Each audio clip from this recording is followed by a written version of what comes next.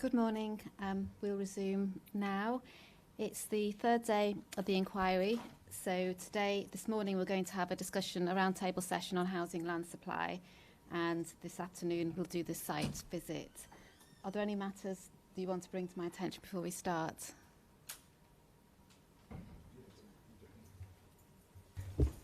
Just a couple of matters that we've been discussing. Just first, in terms of timetabling, Mr. Mohammed and I have just been talking about closings in particular, and next week, because obviously at the moment in the timetable we've got those following immediately on from the conditions and planning obligations on day 5, which would be Wednesday. Just slightly concerned about, from our perspective, particularly from my perspective, because I don't have anyone to assist me writing them. Okay. Just the pure timing of writing them, because we're obviously doing the planning evidence all day on the Tuesday. Mm-hmm. So we wonder whether you'd be amenable to having those on the morning of day 6 instead, because that would then allow a decent amount of time, once we've done the conditions and obligations on to finalise them in writing, basically.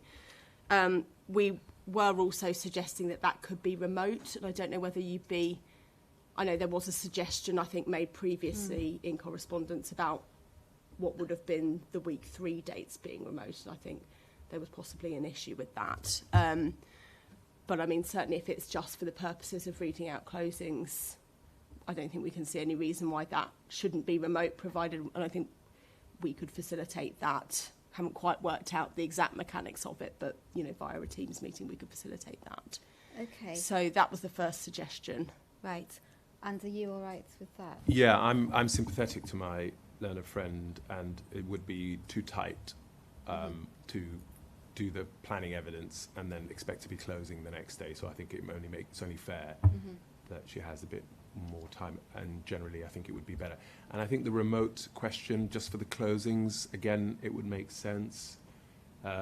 We can let the community know today that that's what we'll do. We can remind them on Tuesday, we can remind them on Wednesday, we can circulate the link. So hopefully anyone who does want to listen in will be able to listen in. So I am sympathetic to that approach, and I'm strongly support it. Okay. Right. So I can do that on day 6. I don't have any problem with that.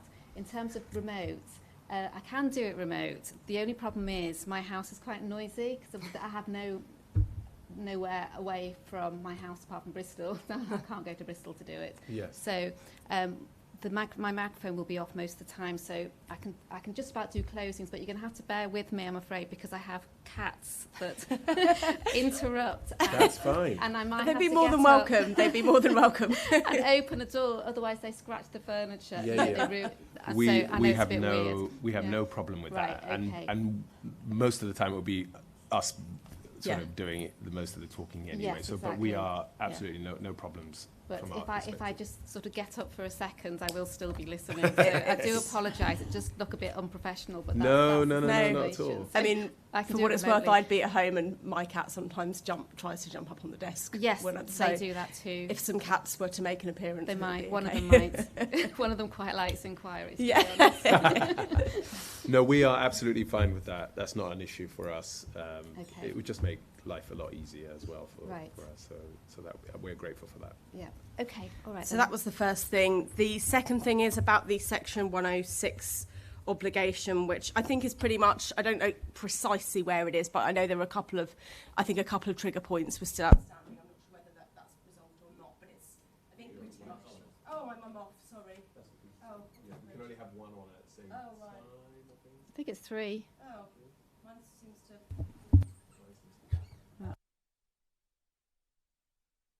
Mine is working. Mine works. It's your side. I think all of our... The council's been sabotaged. By itself. We're on.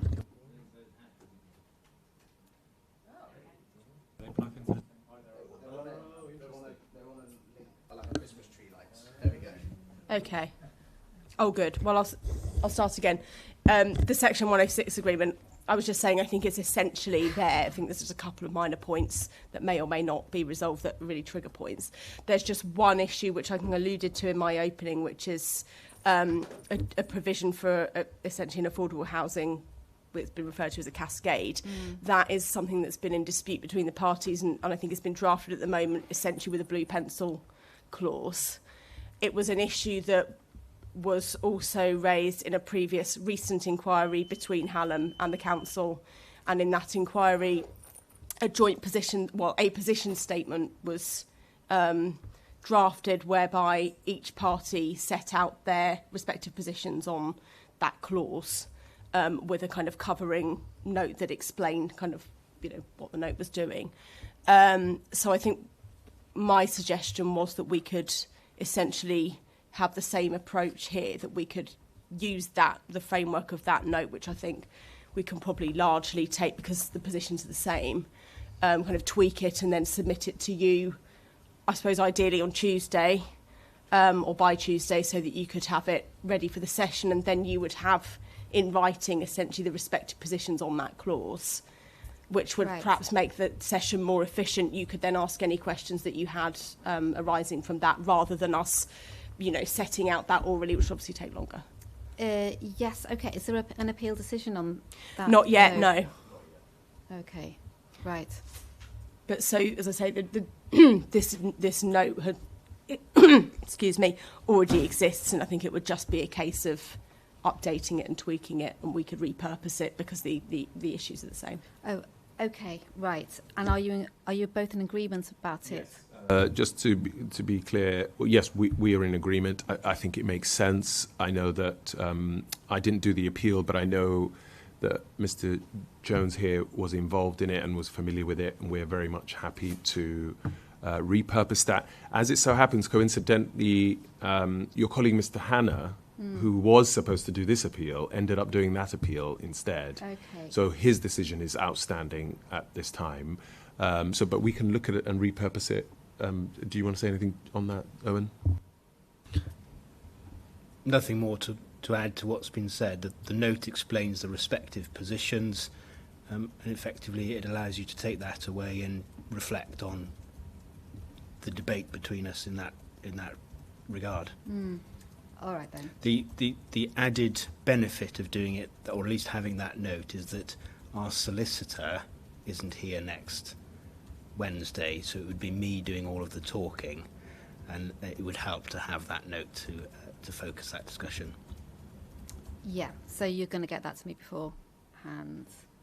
Yeah, I mean, I think we can obviously work. We haven't had any discussion exactly who's going to start that and exactly when, but I mean, I don't think it shouldn't take that long, because as I say, it's already there, so we basically just need to tweak it. So I would have thought that could be done tomorrow, probably. Well, I'm taking my daughter to university tomorrow. Perhaps not tomorrow, Monday. Monday, certainly, and it would be nothing more than altering the headings. Yeah. So that it relates to this appeal, because the issues are the same issues. So I'm sure we could then submit that on Monday, so then you'd have enough time to look at it before Wednesday, and then if there were any questions, those could be addressed then. Okay, yeah, that's great. And do you have to change the section 106? I've got a draft now, but is that just the same? No. As I understand it, the cascade mechanism is in the draft with the blue pencil clause, so that doesn't need altering. Right, okay, so I'll stick with the one I've got. And it may be, because as I say, I know that there's been discussions on a couple of outstanding matters, so it might be that those will be resolved and there would be effectively a final version. I would hope there would be a final version by then. So, but I haven't been involved in those discussions, so I don't know exactly where that's landed at this moment in time. As I understand it, as of yesterday evening, there were 2 triggers that needed to be finalised in relation to provision of open space. And Mr. Musk and I spoke about that yesterday evening, and I believe there's a solution being worked on in the background. So I don't see that as a big issue. Okay, all right, thank you. Mr. Mohammed, was there something? No, that was it. Those were the bits that I had. And yeah, the only other thing was that do we have a way of letting the members of the public who might have wanted to be part of the site visit know when we're setting off, when we're going?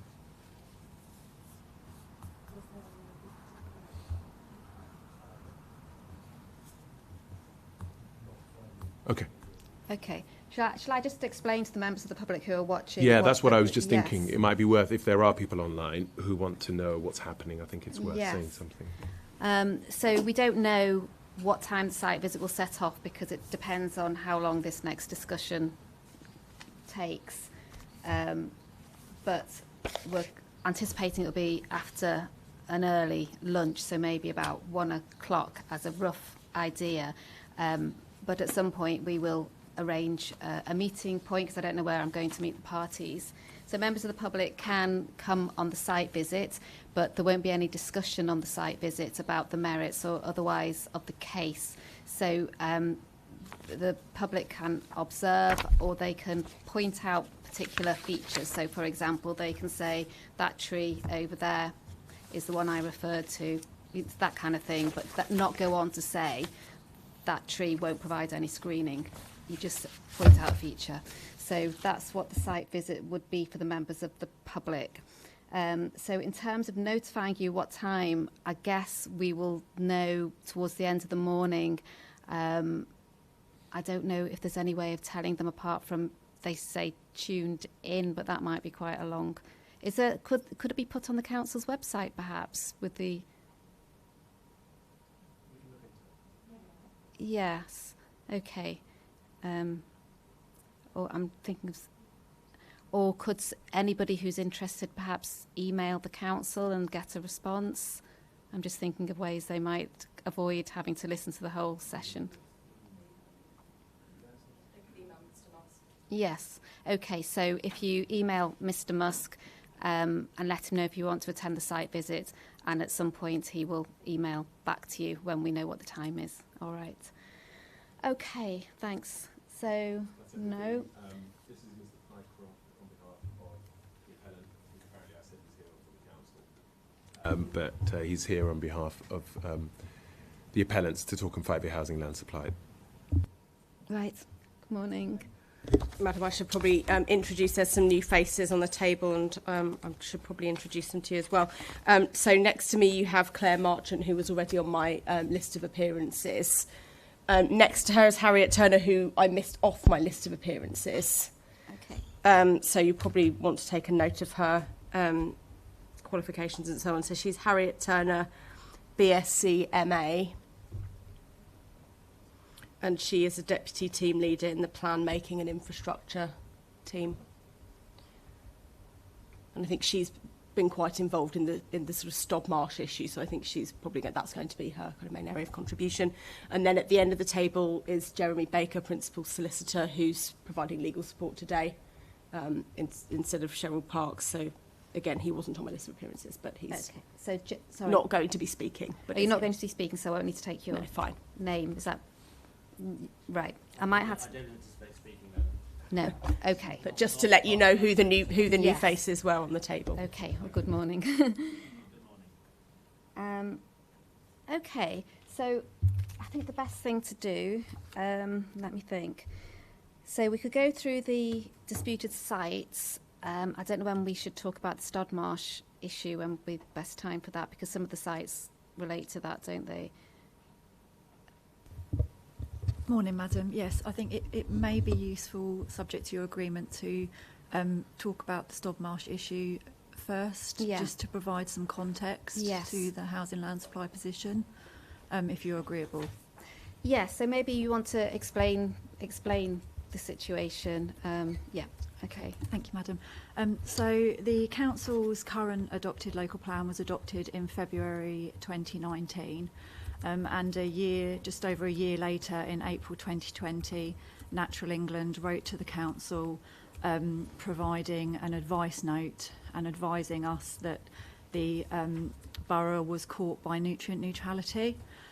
So within the context of the local plan, around 90% of our current allocations are located within the Stour catchment. And just to provide some further context to that, the Cabinet reports provided in my proof of evidence explain that at the moment around 3,000 homes are caught in the system with resolution to grants. So it's a significant constraint that has led to a number of applications and developments being held in abeyance in the system, albeit it is a temporary constraint, and the council, since Natural England issued the advice, have taken a very proactive approach to seeking to resolve this issue through their own schemes to provide nutrient mitigation credits. That, again, Madam, is all outlined in my proof of evidence for you. At present, the council are working with Canterbury City Council to provide a scheme to provide nutrient credits. There is one further update to my evidence in that regard, Madam, which, if you're agreeable, I can give verbally. My proof of evidence sets out that the council went out to tender to find a company to provide credits, and that tender has been awarded, and works are going to begin to release credits which we are anticipating will be available in early 2026.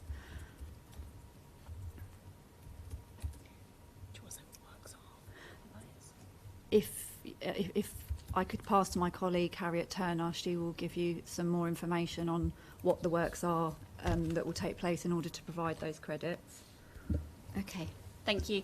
So those works will relate to upgrading of septic tanks in order to generate nutrient mitigation. So the contract was awarded to a undertaker to do those works, and then from that, once those works have been undertaken, they'll generate the amount of credits that can then be sold on to developers through the Stour Environmental Credits, which is the joint venture company with Canterbury City Council. Okay. I think I'm going to have a bit more explanation about that, because it doesn't. I know what you're saying, but I need to know how that works practically. So, what's a credit? So the way I know about credits is with sort of BNG, but this sounds quite different. There are similarities to biodiversity net gain credits. Essentially, a credit scheme will come forward. So let me take the example of septic tank upgrades. So someone will do some works, such as an upgrade to a septic tank, to improve the quality of that system, and it will reduce the amount of nutrients that will eventually reach to Stobmarsh lakes. And that, essentially, that betterment, that headroom that is generated, will be known as a credit, and that credit can be then sold on to a developer to essentially offset their schemes. There are very much parallels with the biodiversity net gain approach. It's just that nutrient credits will be focused solely on the generation of nitrogen and phosphorus mitigation. Okay, so it's like an off-site credit. So the septic tank wouldn't be related to the particular development. No, it would be relocated off-site. And that would be a different, somehow, some other houses. Yes, and secured in the appropriate mechanisms. The requirement for nutrient neutrality is that it has to be retained in perpetuity, so a minimum of 80 years compared to biodiversity net gain, which is only 30, for example.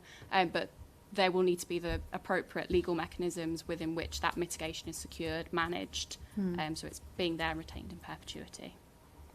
Right. Okay. Okay. Yeah. Do you want to come back on that? Thank you, Madam. So, if I may, to explain my position on this, it's in relation to the definition of deliverable in the framework on page 72, which we'll be familiar with. But when one is considering the Stodmarsh issue, that's useful background from the council to know what the issue is, how long it's been going on for, and what they're currently working on and what they have been working on to resolve the issue. But I think for our purposes, we know that it's a live issue as we stand today. In terms of the definition of deliverable and the sites that we're going to come on to, the test is, if they're deliverable, that sites for housing should be available now, a suitable location for development now, and be achievable with a realistic prospect that housing will be delivered on the site within 5 years. And then the specific sites that we're going to talk about fall within the category B of the definition of deliverable, which I've covered in detail in section 5 of my proof of evidence. But essentially for those sites, the onus is on the council to provide clear evidence that housing completions will begin on these sites within 5 years. And the reason why I raise that with Stodmarsh is we're interested in these 12 sites and what the specific mechanisms that need to be in place to release those sites, firstly for the Stodmarsh issue, but also in general in terms of clear evidence of deliverability. So my approach isn't a blanket, Stodmarsh is an issue, all sites affected by Stodmarsh cannot be in your 5-year housing land supply. But I'm interested in the individual sites and whether the council has provided clear evidence that these sites can deliver homes in the 5-year period that we're looking at, which finishes in 3.5 years' time, effectively, because our base date is 24 to 29. In terms of responding to what's just been said on the credits and the credit system of the latest position, early 2026, there's hope that there'll be credits available for developers to purchase, but we don't know how many credits are available, whether they're all going to come available at that time together, whether the individual sites that we're discussing are intending to buy into that, and what the mechanism will be for them to do so. I assume through a legal agreement. But one would expect to see, bearing in mind the definition of deliverable, that if all of that is the case, that the developer involved has written something to say, yes, we want to buy these credits, we are in a position to do so, and the mechanism will be X, Y, or Z.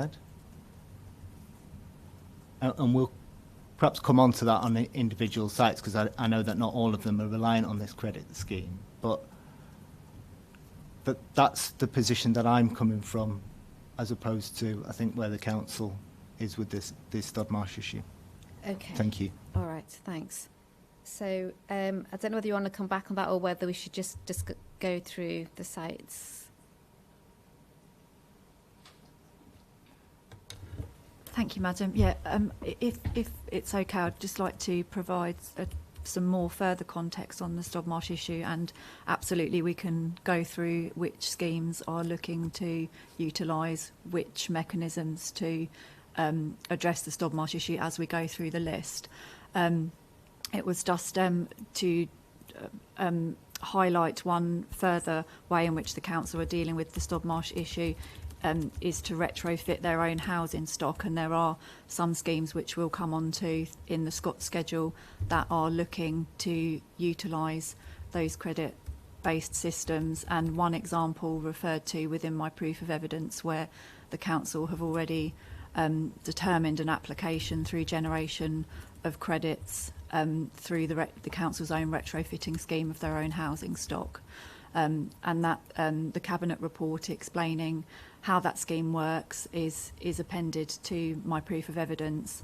And again, if you have any specific questions regarding that, then perhaps Ms Turner could answer those for you. Okay, yeah, so I do have a question about that. So has Natural England approved that approach? Yes, Natural England have approved that approach. Yes, it's gone through a whole appropriate assessment and has been adopted and signed off. Yeah, a copy of that appropriate assessment is included within the proof of, Ms Marchant's proof of evidence as well. Right, okay, thanks. But do we know when is that related to any of these housing sites? Has it got a direct relationship to? So the retrofitting scheme is going to generate credits for a couple of the sites, and may be useful when we go through individual sites. We can identify which those mitigation schemes are relying on that. But yes, we have already granted planning permission as well for a site relying on it, and there are a number of sites in here that are relying on that mitigation form.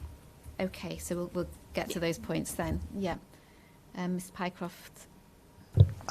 I think we'll cover it again when we go through the sites. But my fundamental point is that these sites need clear evidence from the council, and clear evidence on Stodmarsh might be the specific system that is in place that this site, making this site available now, today, as a result, but also on the general point of clear evidence and what one would expect to see for Category B sites.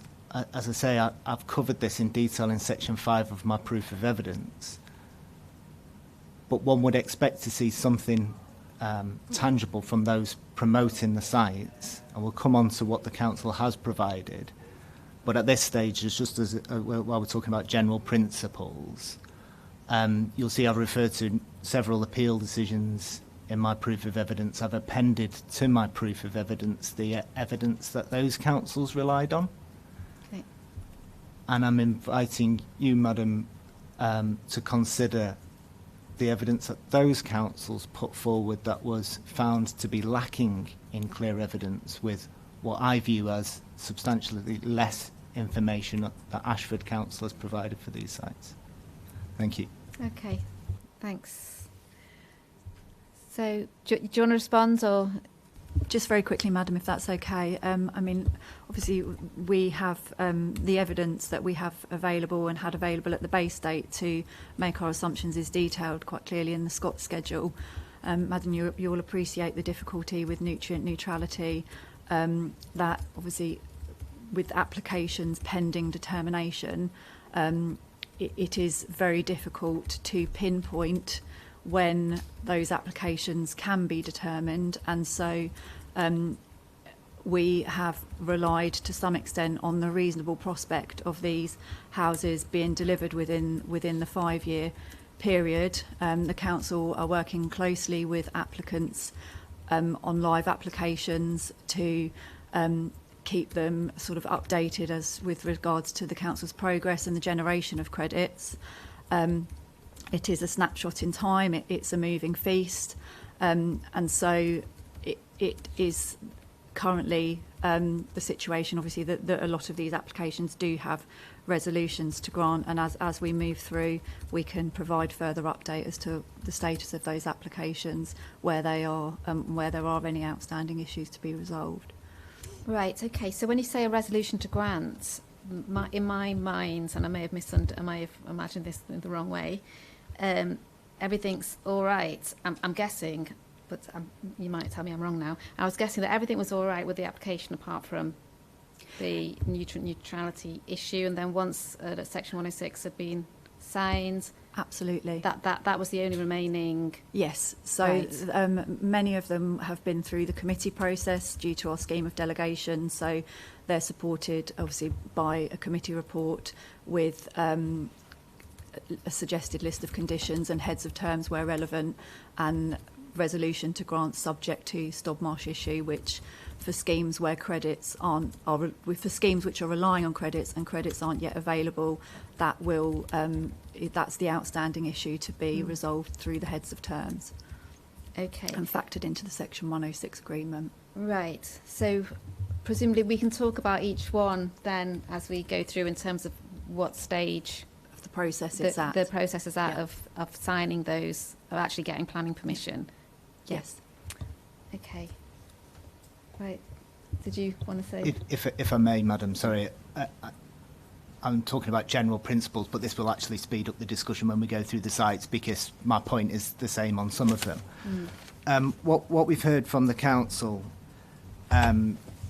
just now is that there's a resolution to grant permission on some of the sites. The Section 106 is held up, Stodmarsh issues, and as you said, there might be nothing else wrong with the site, but many of them, the resolution for grant is just for outline planning permission, and that wouldn't change its status within the categories in the definition of deliverable, and the council would still need clear evidence that a site with outline planning permission is going to deliver dwellings in the next 3.5 years.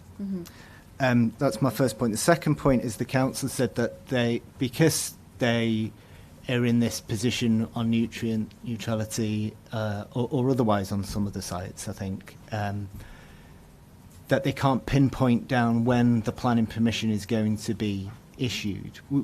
Again, we're looking for clear evidence of deliverability, and that doesn't sound clear evidence in my mind, that the council can't even tell you when the planning permission is going to be issued, and again, it might be for an outline consent. And if that's the case, then the site shouldn't be included in the deliverable supply. And then finally, the council said, and within that context, they've made an assumption on a reasonable prospect, and it appears in the Scott schedule as well, and this is a general point that saves me repeating it each time, but the test isn't a reasonable prospect. The test is a realistic prospect, as I covered in the definition of deliverable, and partly for those reasons, but the main point being the absence of clear evidence on these sites means that they shouldn't be included in the 5-year supply period. Thank you. Right. So, well, we'll if we go through each one, we can sort of get to those points, you know. Sorry. No, just to say on that, I mean, I think it's probably mainly a matter, well, partly a matter for submissions on, you know, the test and how that's interpreted, but just to flag that there are a couple of decisions in the core documents that we added. I'm not suggesting we go to them now, but there's, I think, 9.41 and 42, which are two that we added, just on this clear evidence, realistic prospect. It's something that I was intending to cover in closing, so I don't want to take time kind of going through those issues now, but just to kind of flag in response to what Mr. Pycroft said, that's something that we'll obviously be coming back to. Okay, thank you.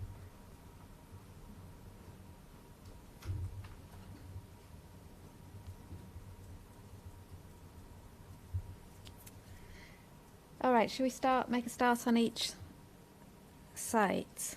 So,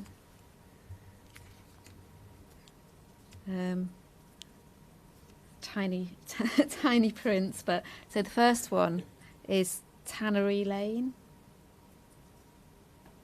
Is that the first? That's correct, Madam. Yeah. Right. Okay. So,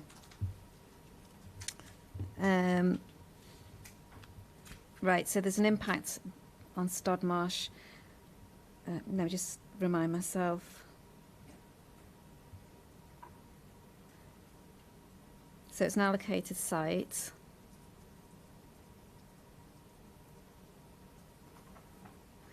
Right, maybe you can just tell me.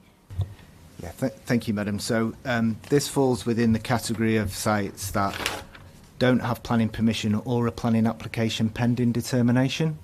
Okay. And that was the position at the base date, which was nearly 18 months ago now, 1st of April 2024, and remains the position today. So right. It's an allocated site. It falls within category B. The onus is on the council to provide clear evidence of its deliverability. I refer to in my proof the examples of clear evidence in the PPG at 68007, and I've used those headings in the Scott schedule in my comments on the right hand side, and they're also in my appendix 5 of my proof. So looking at those examples, current planning status, well, as I say, it doesn't have planning permission. It doesn't even have a planning application pending determination. There was a full application made 7 years ago in August 2018 that was disposed of on the 12th of December 2023. Another example of clear evidence would be firm progress being made towards the submission of an application. I haven't seen any clear evidence of firm progress being made towards the submission of a planning application on the site. The council refers to proposals to redevelop the site being presented to a Design Southeast design review panel in August of this year. We don't even have the details of that before you. What was proposed, how it was received, whether there were timescales within that for a planning application, who was going to make the planning application, who was going to build the dwellings. Another example of clear evidence in the PPG, written agreement between the council and the developer confirming their anticipated start and build out rates, and that's the examples that I was providing in my proof in other councils, pro formas, letters, emails from developers explaining what their build-out rates are or a start on site. No written agreement in this case. There's no known developer on board. Firm progress with site assessment work. Again, no clear evidence of that provided. Now, whilst they're only examples in the PPG, one would expect to see some clear evidence for the inclusion of this site. And I think what the council relies on is that it was put forward for a call to sites process 2 years ago between September and November 2023. But of course that would have been at a time when the previous application had been made, but before it was disposed of. So we don't know what the latest position is from whoever filled out that form. I don't think that response is actually included in the evidence. I know it's referred to in Annex A, but that relates to a different site. And the presentation at the design review panel, of which we've got no details for. So, in summary, a site without even a planning application having been made on it, 3.5 years away from the end of our 5-year period, the site's not deliverable and should be removed. Thank you. Okay, thank you. Thank you, Madam. Mr Pycroft has outlined some of the evidence that the Council have provided in the Scott schedule to support the delivery assumptions for this site, so I won't repeat that. But just by way of an update, Madam, since the Scott schedule was issued, the Council have awarded a contract for site clearance works, which are due to commence on site within the coming weeks. That information will be available through the Council's contracts register shortly. As I've said in my proof of evidence, Madam, the Council are in a difficult position at the moment because obviously we are in the process of receiving evidence to support an updated supply position. And so, obviously, although that information wasn't available at the base date, it has been made available through discussions with the Council's project team, who are leading on obviously bringing this site forward. Right, thank you. Do you want to come back on that? Just a general point on the update to the 5-year supply position, if I may, and it was something that I was going to cover. So you'll appreciate, Madam, that when we exchanged, there were further sites that were in dispute, and you've since received an updated statement of common ground from us, where some of those sites, it's now agreed that they shouldn't be in the 5-year supply, and the Council raised this in opening, or at least on the opening day. And the reason for that is because, as the Council's officer says, that they're working up the new position statement, which will have a base date of 1st of April 25. Obviously, we don't know what that's going to say, that position statement, because from that will be removed anything that was built between 24 and 25, and then we can reassess the position at that time. I think what was said is that that's going to be published in November, so presumably after this appeal has finished. But my understanding is, as a result of that process, as in the work that the Council's currently undertaking on its new position statement, it's now come to the conclusion that some of those sites were not deliverable, and they've come out of our debate today. Mm-hmm. And you're probably wondering why we're even talking about those then.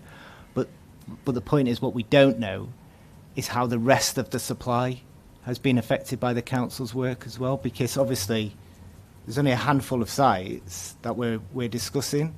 There's a much wider position statement with many sites that are not disputed. And if, as a result of the Council's current work, the quantum of dwellings has been pushed back or reduced or otherwise, that would be relevant information for you that should have been brought attention at the same time as the removal of those sites. And just a very small point on this, a very, very important but small point. Since the lodge of the application and since we started the appeal, the numbers have gone down, and I think you asked a clarification on Yeah. one of your emails.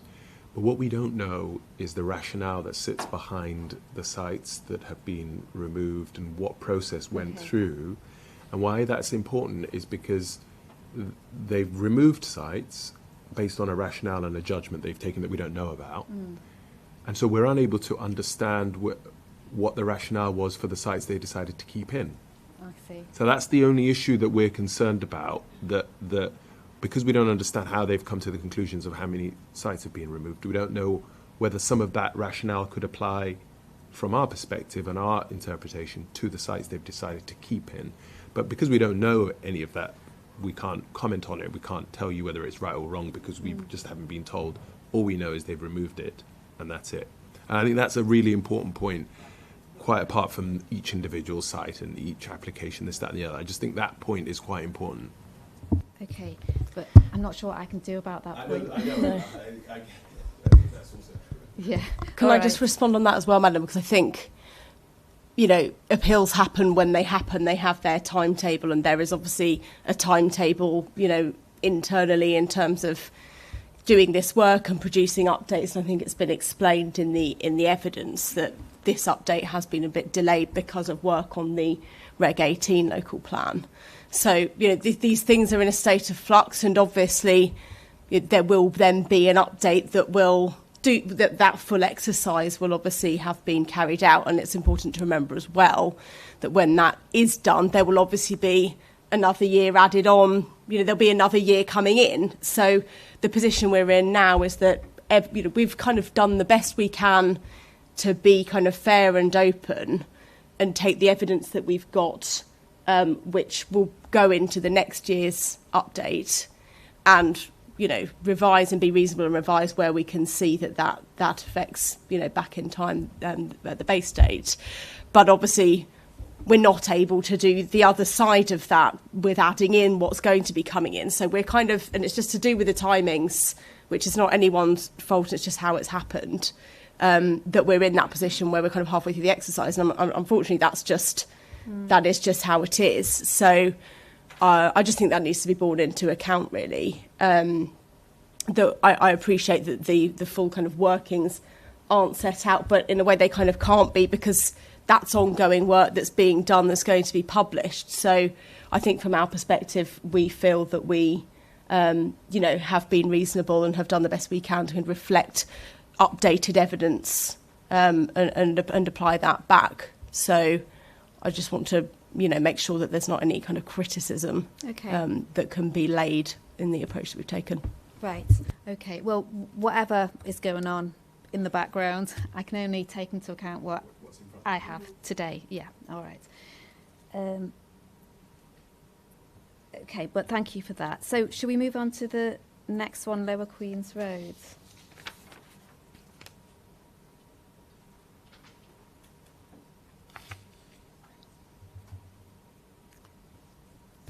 Thank you, Madam. So, Lower Queen's Road.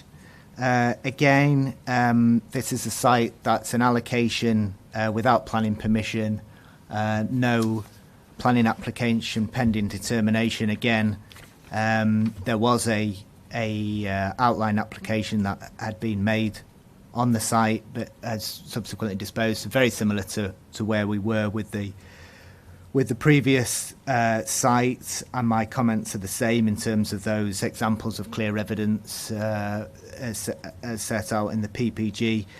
If I may, I'll just respond to the evidence that the council relies on, which is included in Annex A of Claire Marchant's proof of evidence.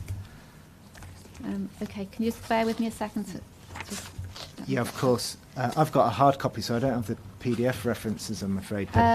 Okay, I think Claire Marchant's CD 11.6. Correct, yeah. Yeah. In the annex. Yeah, so it's Annex A, and it should have a reference number, HELAR LP41204 site submission form. It's PDF 105. Thank you. Okay, thanks.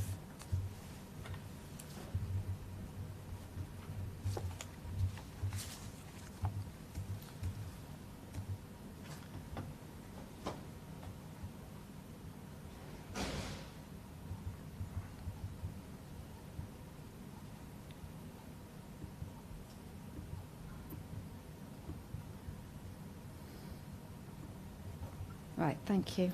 So this, when I was referring before as to,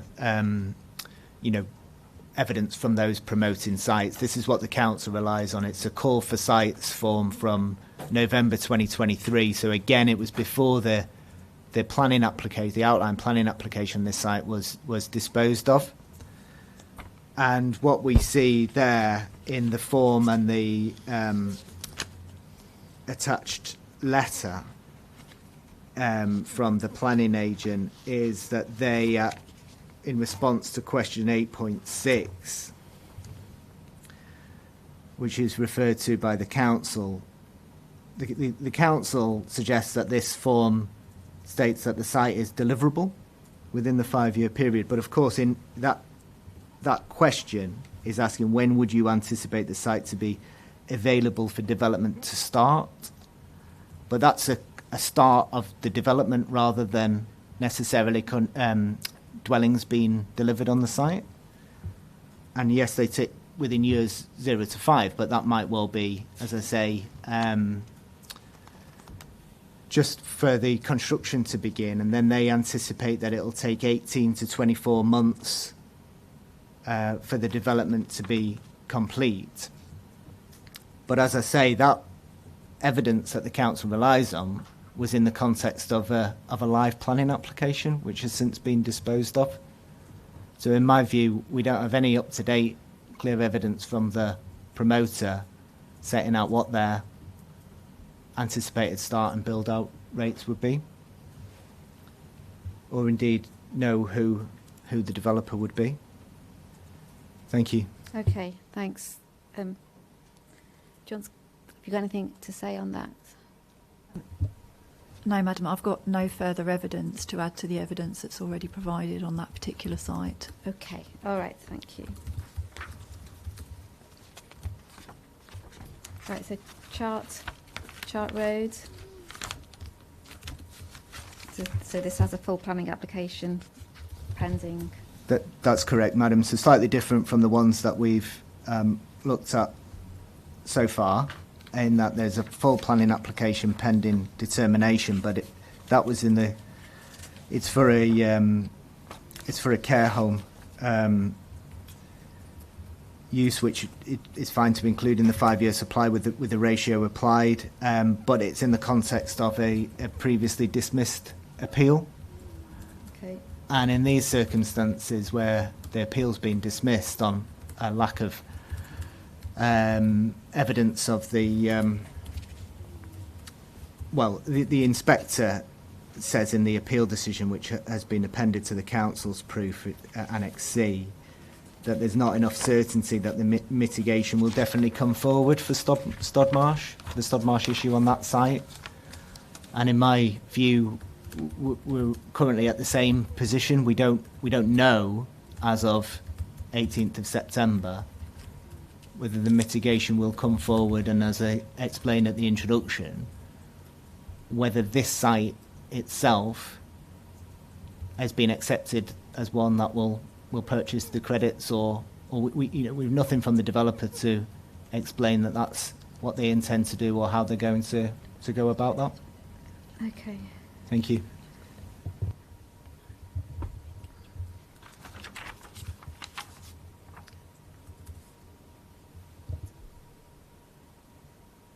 Right, so the application was validated on the 7th of April, but it's not determined. So why hasn't it been, is it the Section 106 agreement thing?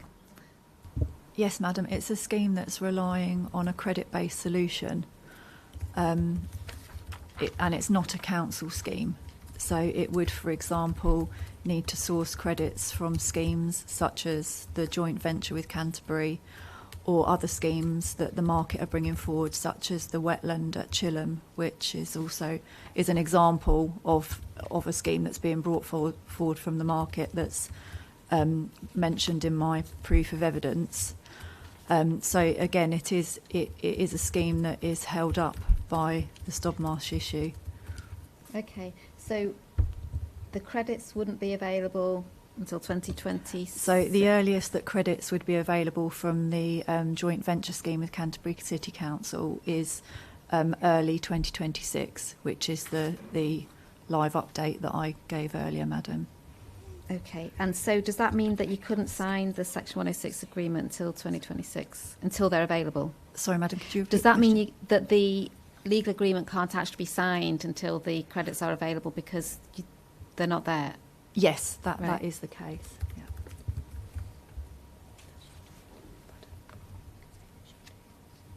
Yes, sorry. So it would still be, it would still allow credits to be generated in year 2 of the supply position, current supply position, if it were to benefit from credits from the joint venture company as they become available.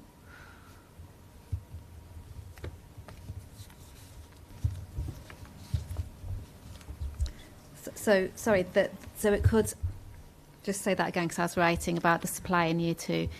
So the council's supply position relies on outline planning permission being granted in year 2.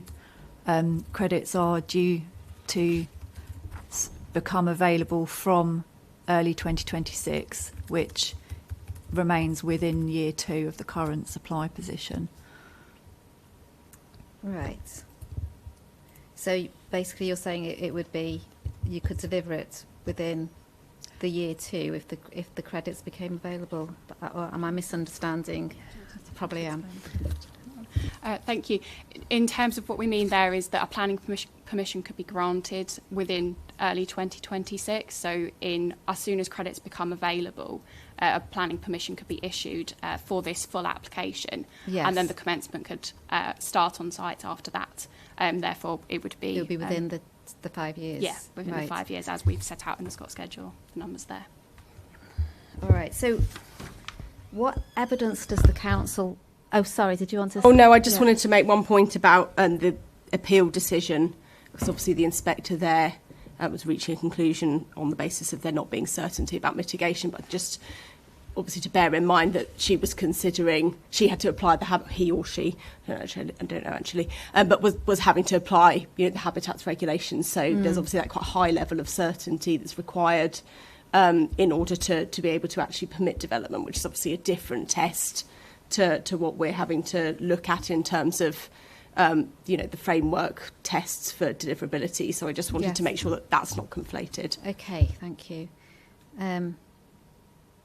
So the question in my mind is how would anyone know that this credit-based solution is actually going to materialise in 2026?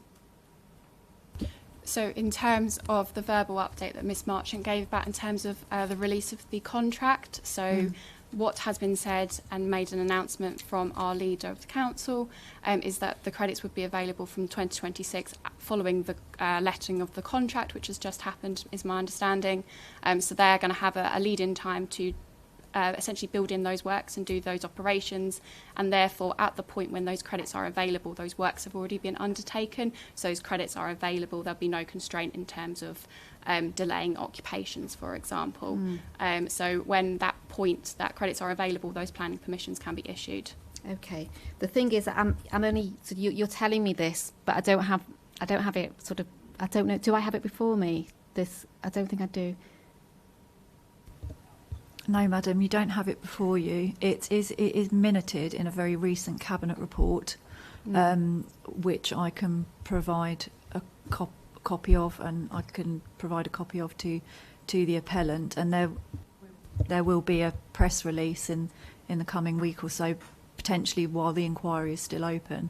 Okay, but I don't have a contract, or it's. Do you know what I mean? I can't see the contract. I'm just not sure about how practical it is at this point. I don't know whether it's realistic that those credits it will actually happen, because I'm only sort of hearing what you've told me without actual concrete evidence of it. I understand, madam, and I'm unable to confirm whether or not I could provide a copy of evidence that relates to the contract. I suggest I possibly can't, but I can.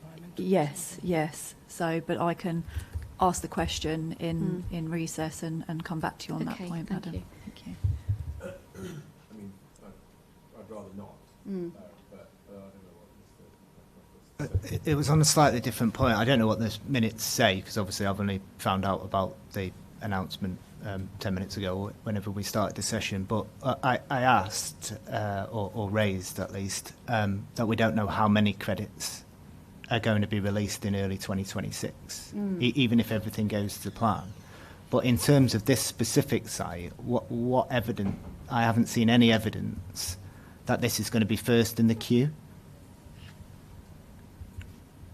to be released, to have its planning permission on, you know, the first credits that are released. Okay. We don't have that detail, even if everything goes to plan, which I don't think we have the clear evidence that it will at this time. And we also understood from what was said that the credits are shared with an adjoining authority, or Canterbury City. So do Ashford sites get priority over the Canterbury site? We don't have the detail to know yet which is coming forward. And then again, back to this particular site, nothing from the developer to say, yeah, we're signing up, we're first in the queue, we've got this in place to make sure we get our planning permission at the beginning of 2026. Thank you. Okay, thanks. Do you want to respond to that about whether there would be, even if it all goes to plan, that this contract happens and the credits are available by 2026? Do you know whether they can actually be bought by this developer for this development? Will there be enough? The only information that we currently have available, Madam, is in the Cabinet report that is appended to my proof of evidence, which explains how the company would operate. I don't have any further detail at this time in terms of how they might seek to apportion the credits. Okay, all right. It is something that I could potentially ask while if we happen to take a break and feedback, but at this moment in time I can't answer that question, I'm afraid, Madam. Okay, thank you. Should we go on to the next site? Yeah.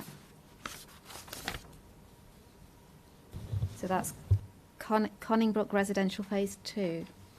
Thank you, Madam. So this is now into a slightly different category or still within Category B of the definition of deliverable, but slightly different planning status in that these are sites without planning permission, but an application was pending determination at the base date of 1st of April 24.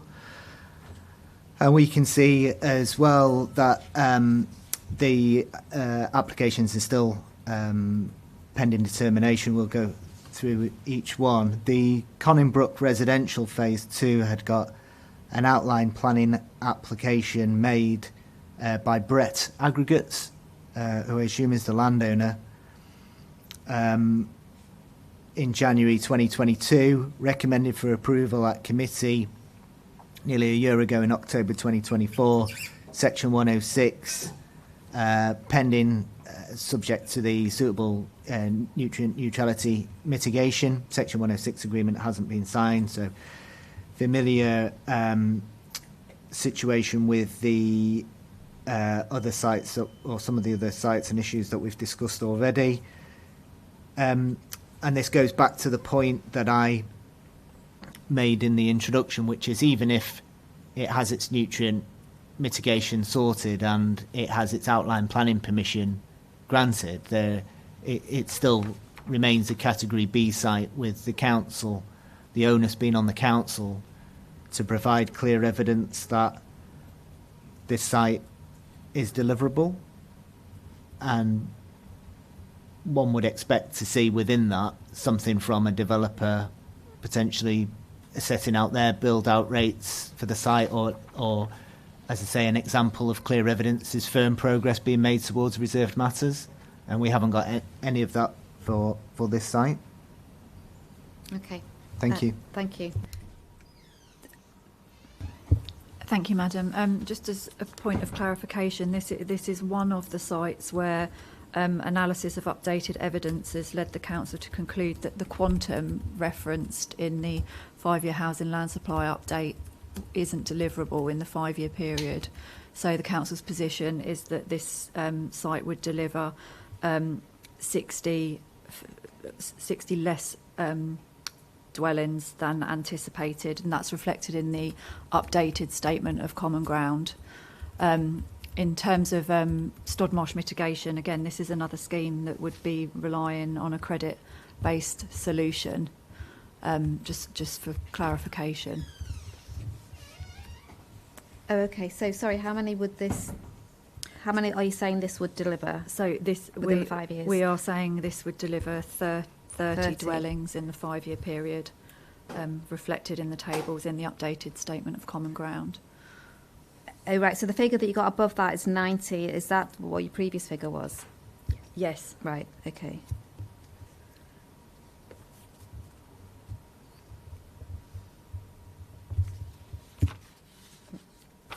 In terms of the credit-based system, it's the same points Yes. that we made on the previous site, in terms of whether you've got clear evidence that this particular site will be able to get, access those. In terms of the council pushing back its trajectory for the site to now 30 rather than 90, Madam, my position in principle is that they haven't got clear evidence for the 30. For any dwellings in the 5-year supply for the reasons that I've explained, and the definition of deliverable and examples that one would expect to see. Thank you. Okay, should we go to land south of Brockman's Lane?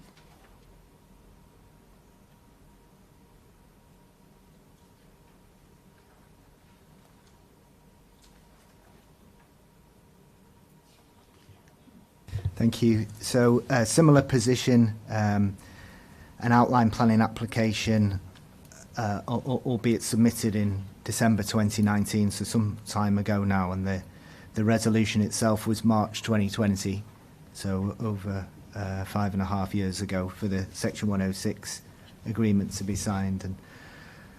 And the similar position, albeit that the council's update explains that the proposal is for a wetland off-site solution for this site, which is going to unlock it. But what we know is that was also the position at the Bay State, that there was going to be a wetland off-site solution. And bearing in mind that the Bay State was 18 months ago, and the position statement itself published 12 months ago, the Section 106 still hasn't been issued. And then even if it is, it would still be a site with outline planning and require clear evidence of deliverability. Thank you. Okay, thanks. Thank you, Madam. Again, so it just really points of clarification from me to provide you with an update based on information that we have available. So it's just to clarify on the Stod Marsh mitigation. It was the case at the Bay State that the applicant was seeking to deliver a wetland. That has changed, which is reflected in the Scott schedule, to the fallowing of land within the applicant's ownership. The Section 106 for this scheme is at an advanced stage, and it's due for publication before completion shortly. Unfortunately, that hasn't happened prior to the inquiry. But if that does happen while the inquiry is still open, then, Madam, I would invite you to receive a copy and the appellant to receive a copy if that does happen. All right. And Natural England's, what have they said about this fallowing thing? So the appropriate assessment would have been undertaken for this scheme, and Natural England raised no objection, which is why we're progressing with the Section 106 to secure the mitigation for this site. So essentially the fallowing of land is just stopping the agricultural uses on the land. Oh, the land where the houses would be built? No, an off-site an parcel. off-site one. Yeah, within the land applicant's ownership. And have Natural England agreed to that? Yes, yes. Okay. All I was going to add is we're looking for clear evidence. Yeah. The council saying that an off-site wetland site, an off-site solution has been found for some wetland. Where is it? What's its status? Does it need planning permission? I mean, we're told that the Section 106 is going to be signed this week to get a decision before the inquiry closes next week. You know, one would expect to see all of these things. The council's had its opportunity to put the evidence in. We don't have it, and yet it relies on it. But in effect, even if you get that outline planning permission handed to you next week, my point would be, well, it's still a Category B site without the clear evidence. Okay. Thank you. Should we move on to Eureka Park?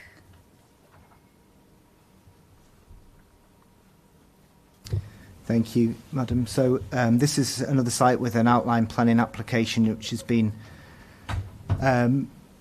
my understanding is it's not been determined, it's still pending determination with an extension of time until tomorrow.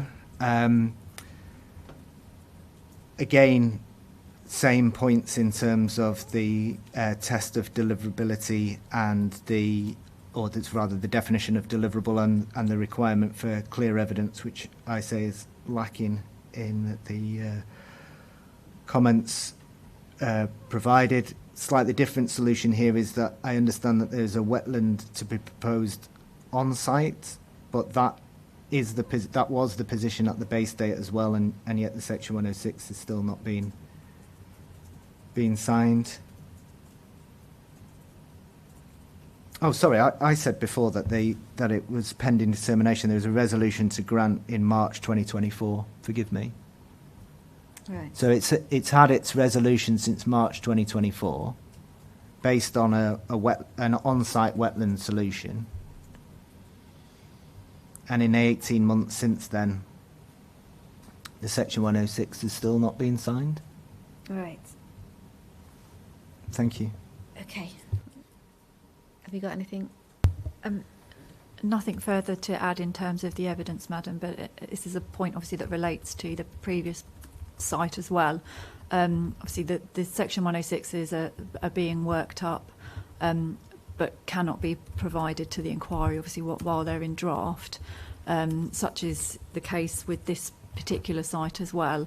And obviously the complexities around drafting the 106 to take account of the wetland.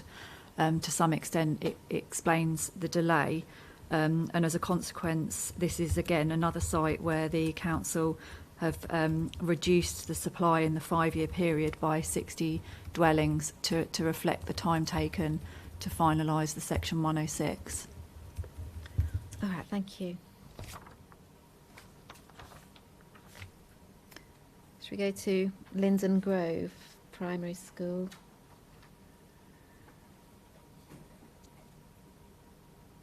Thank you, Madam. So this is a site owned by the County Council. An outline planning application submitted in December 2018. A resolution to grant July 2020.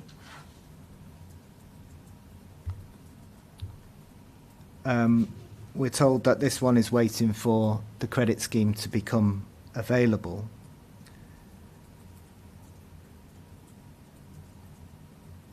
And you've had my comments on the credit scheme for 2026, but I wondered if it would be possible to turn up the particulars that the council relies on, which is at Annex E. Again, sorry, I won't have a PDF number for you, but it's particulars that have got Kent County Council logo on it and JLL, Jones Lang LaSalle. Okay. Thank you. Thank you.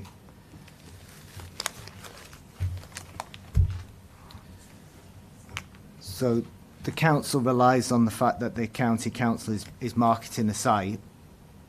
My understanding is that these particulars are dated June 2025. So we don't know whether there's an update in whether the site's been sold or not. But if we look quite detailed in terms of the location and the site and the area that's proposed, it talks about the outline planning application, and then on page 9 of the particulars, the 9 is in the top left-hand corner. Okay. If you have that, madam, it should have a freehold boundary map to the right of it and some text on the left. That begins 5-year housing land supply, actually.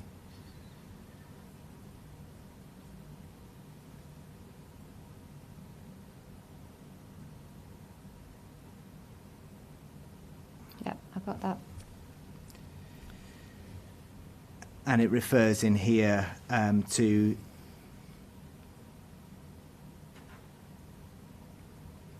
nutrient neutrality on the bottom left-hand corner of that page 9 of the particulars, and we can see that it says, in July 2020, Natural England issued advice to the council requiring new housing development in the Star catchment to demonstrate nutrient neutrality. As such, there will be an expectation that a strategy for achieving this is outlined in bid submissions. So the expectation of the body that's marketing the site, the county council, isn't saying this site is reliant on the credits that are coming forward in early 2026. They're expecting people who are going to bid for the site to explain how it's going to be addressed. And then in terms of the planning application that's pending determination, that's waiting for the section 106, we can see on page 10 of the particulars,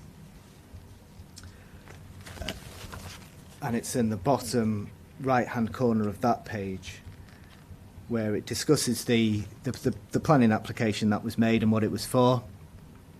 And it says, the planning application is still pending.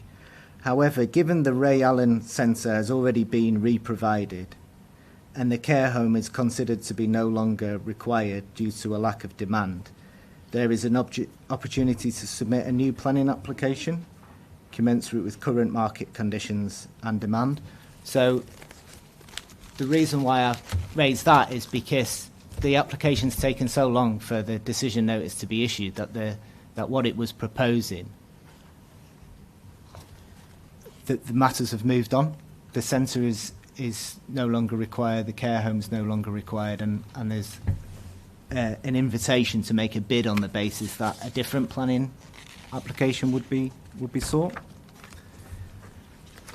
So, in short, if that's the clear evidence that the council relies on for the inclusion of this site in the supply, if anything, it moves matters back.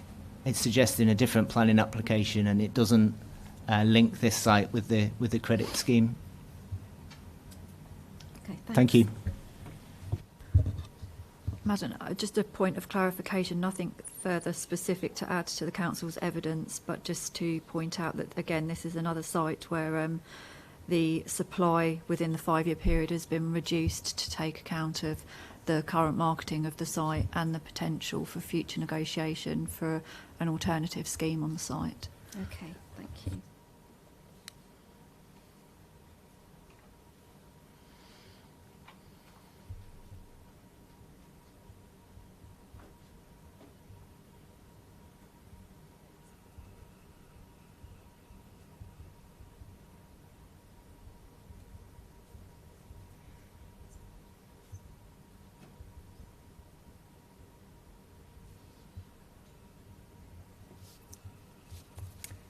Should we move on? The old flour mills. Thank you, Madam. Slightly different in that this has got a full planning application that's pending determination, or rather, I keep saying pending determination. I think actually, I'm not sure whether this was the resolution to grant, again, is subject to Section 106 for the nutrient neutrality mitigation that was made in July 2022. The decision's not been issued. Okay. The the up-to-date evidence that the council now relies on is that the developer continues to progress their own nutrient mitigation, which we're told will generate,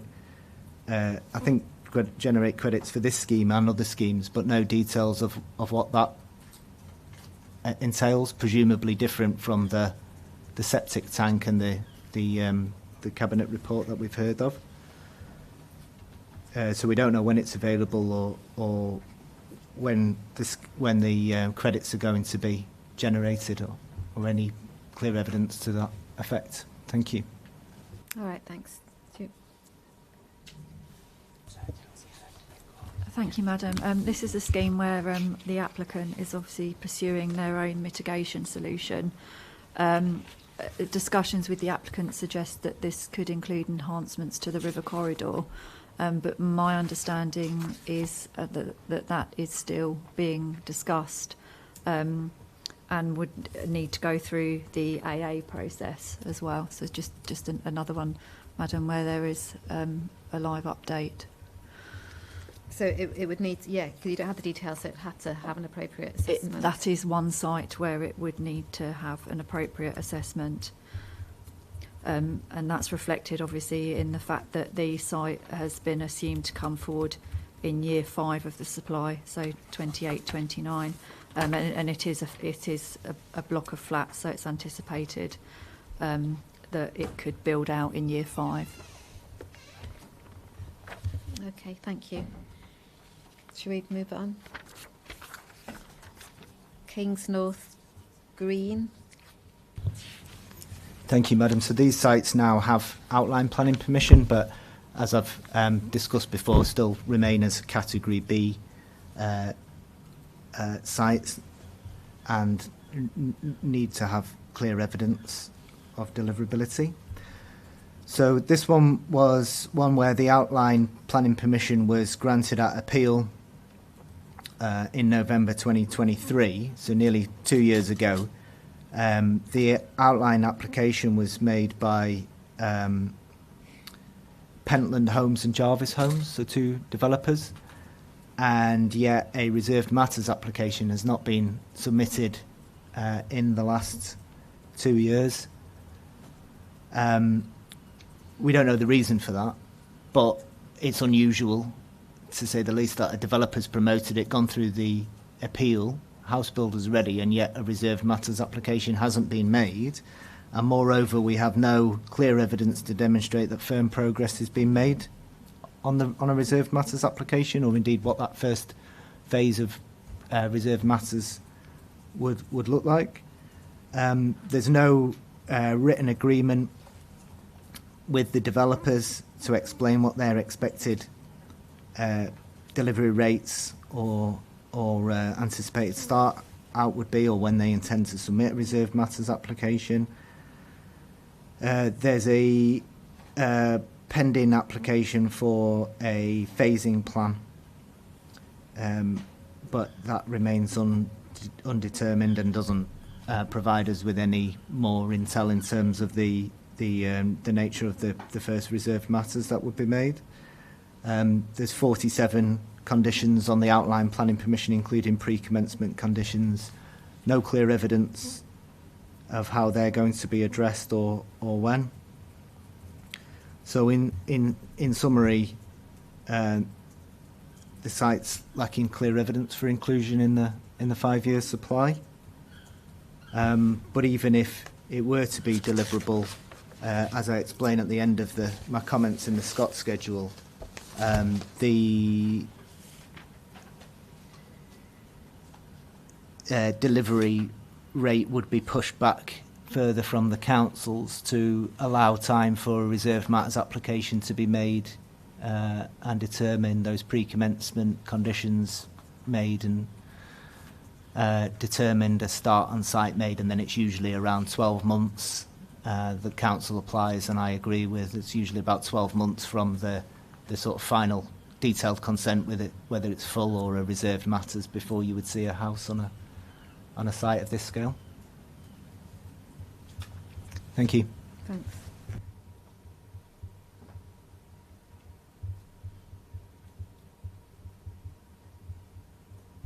Okay.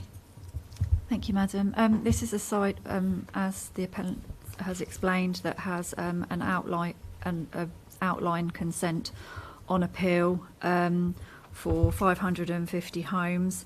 It's delivering nutrient mitigation on site through a wastewater treatment works, which has recently received an EA permit, which again is reflected in the Scott schedule. The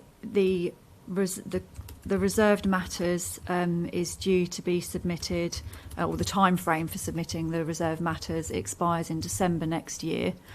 The fact that that has not yet been received is reflected in the fact, as the appellant has suggested, that the council have pushed back delivery by a year, again reflected in the Scott schedule and the statement of common ground.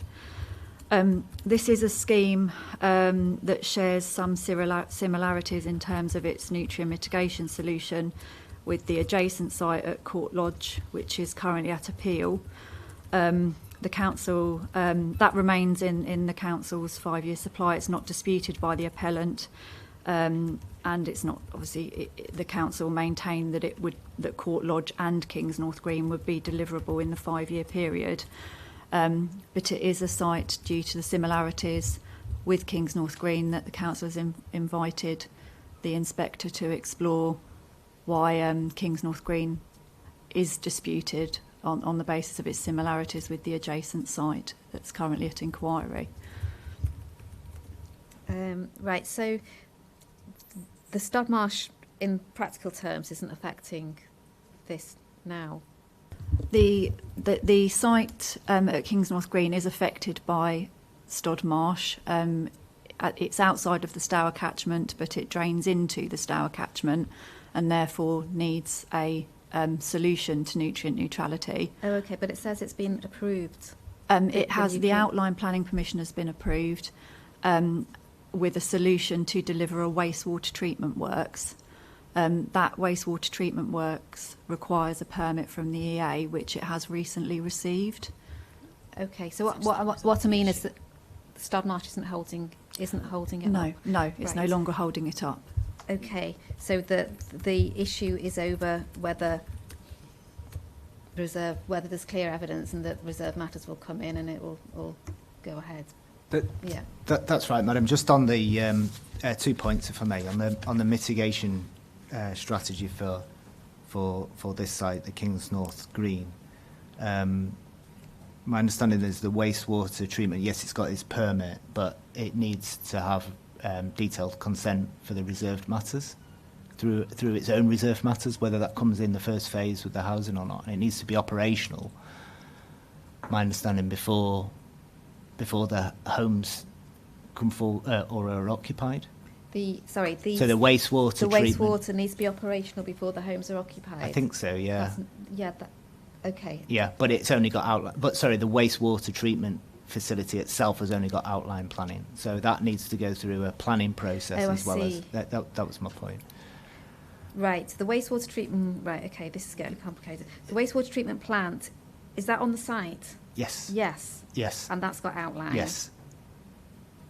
Okay, so it's all part and parcel of the whole thing. It is. So again, one would expect to see evidence of when reserved matters is going to be made for the first phase of housing, but also for the wastewater treatment and the timescales for that as well to come forward.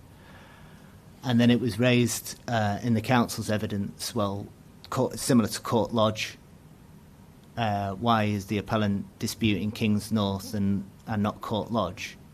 But Court Lodge was raised very first thing this morning. It was an appeal made before we exchanged evidence, and at that appeal, the council were no longer disputing the appeal. Okay. So there was evidence from both parties on that site as to why planning permission should be granted. It's my understanding. I wasn't involved, but this is my understanding. If I'm wrong, I'll be corrected.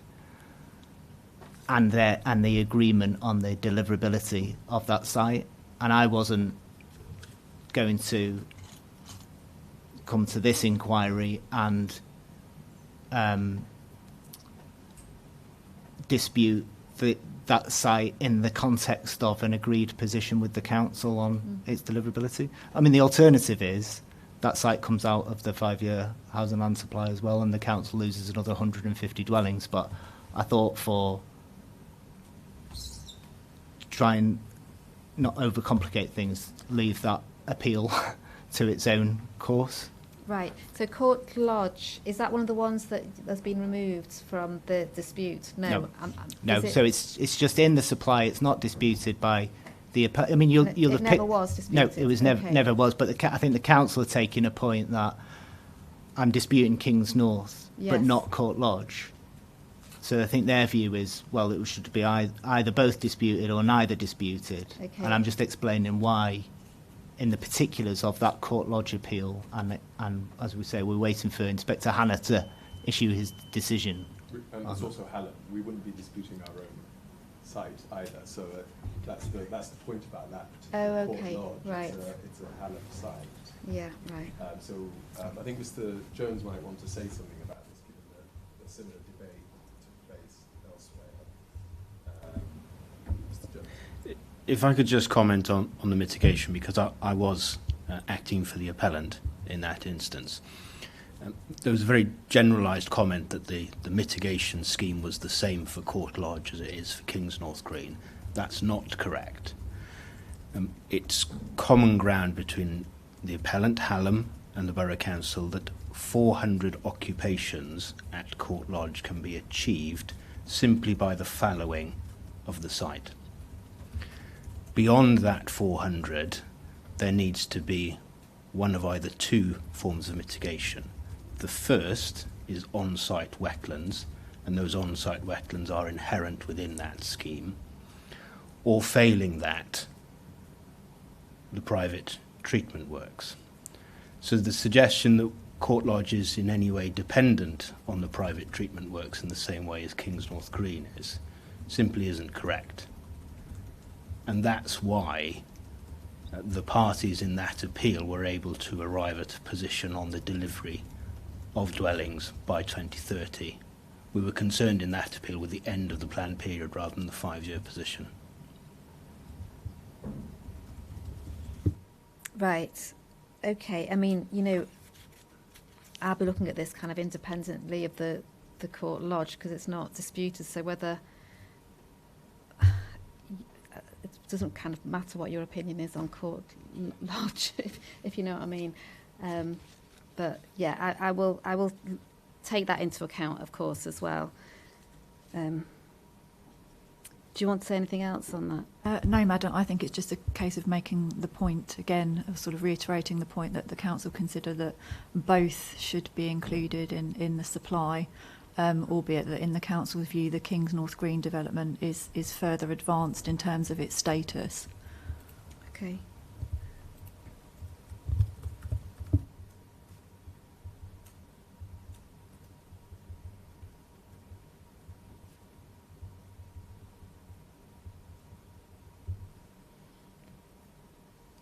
All right, I think we're done with that one.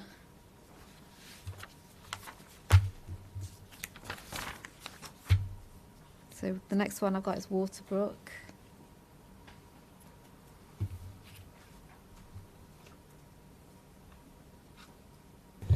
This is one where it's got outline planning permission and a reserved matters application that was made, but the reserved matters application was made in September 2021. Resolution to grant December 2023. It requires the nutrient neutrality mitigation. In addition, a full planning application has been made for 144 dwellings that was submitted in February 2024. Resolution to grant in October 2024, and the Section 106 on that is held up as well. So the issue here is the is Stodmarsh, and the latest position on the council's portal is that Natural England remains concerned about the applicant's ability to secure an abstraction licence and to therefore secure the mitigation required. The council's comments are that on-site mitigation measures have been identified to form a wetland which would release the 144 for the full planning application. But that, as I say, was the position back in October 2024 when the resolution was made, and the Section 106 has not been signed since.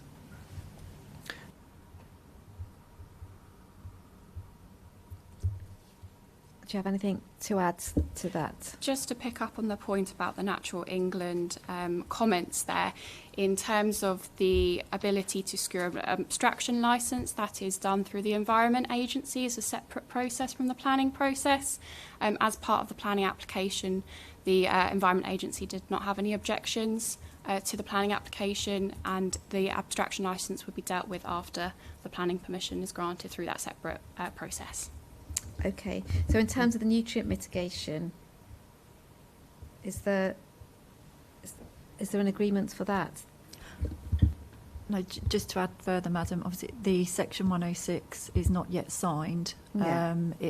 The solution is to deliver a wetland, obviously subject to the EA granting the abstraction licence, which my colleague has just explained. Okay. To take account of that, this again is another site where the council have pushed back the supply by a year to take account of that potential delay in delivery.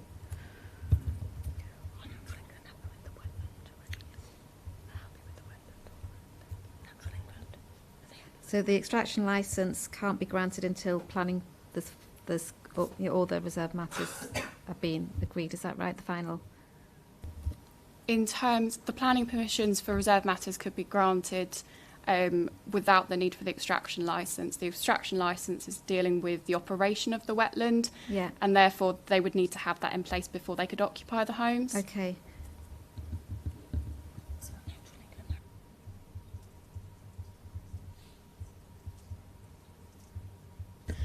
And just to provide a little bit of clarity, Inspector, the Natural England, as part of the appropriate assessment that was prepared, were happy with the wetland. Okay, that's what I was asking. So yeah, to be absolutely clear, the wetland is acceptable in principle.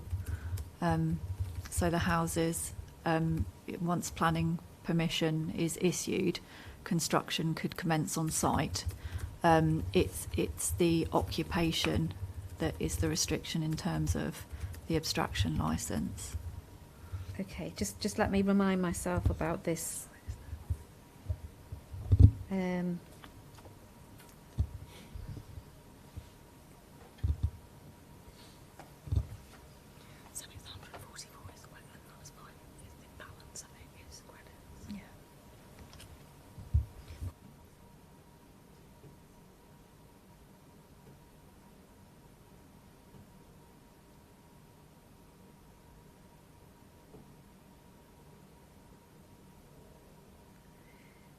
So what's actually holding the approval, the reserve matters up?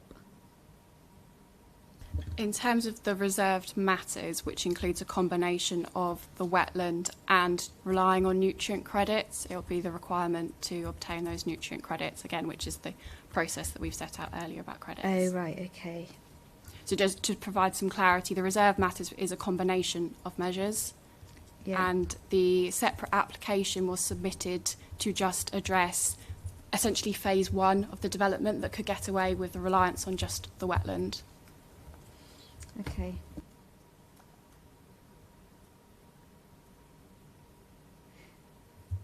Right, so just to summarise, sorry, there's a lot of information here. The reserve matters are awaiting determination, and is the only thing stopping you from determining it the nutrient credits? Yes. Is that it?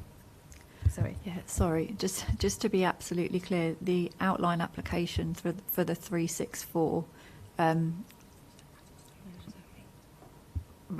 the reserve matters, sorry, Madam, for the 364 dwellings, Yes. relies on a combination of wetland and credits. Yes. So it's being held in abeyance because it's waiting for the credits to become available. Yeah. The full application for the 144 dwellings, of which the council is including 90 in the 5-year supply, is only relying on the wetland to deliver that 144, and the drafting of the section 106 is in its final stages. Oh, okay, right. I'm sorry. I've got a little bit confused over this. Can you just bear with me for a minute while I just read this?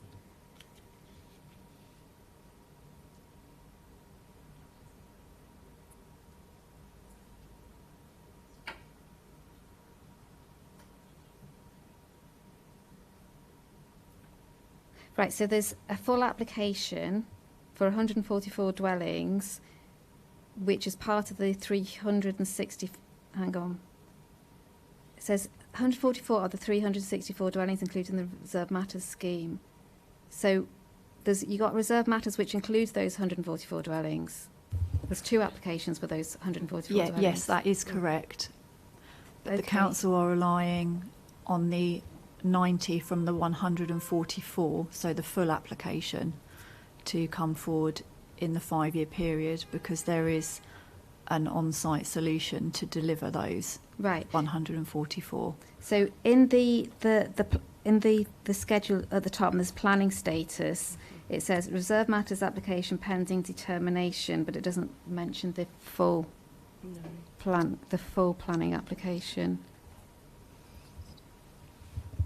That is an omission. Oh, Madam. okay. So, that's what's confused So, yeah, me. please rely on the comments on deliverability under the heading of the council, where it does explain that there is also a full application for the 144 dwellings. Okay. Also, I'm just writing notes. A full application for 144 dwellings.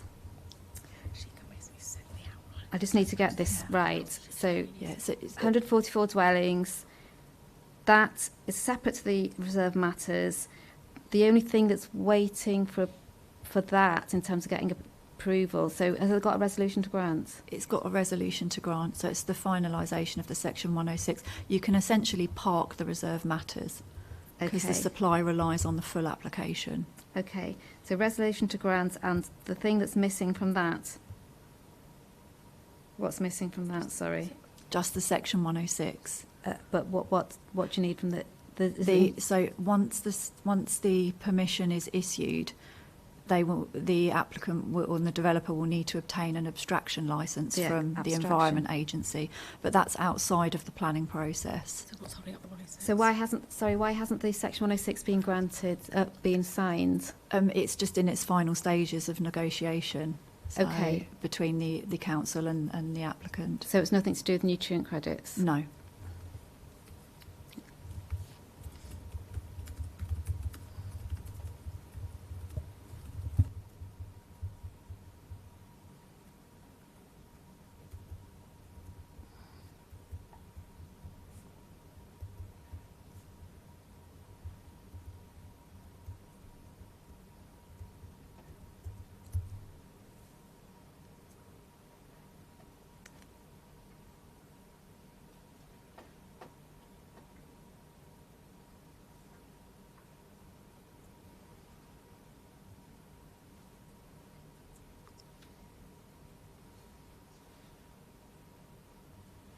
So, sorry, I'm labouring on this one, but so in this schedule, you see there's quite a lot of information which could be struck out. So I'm not bothered then about the outline planning permission, because this has got there's a full application in. I'm going to cross that out, okay?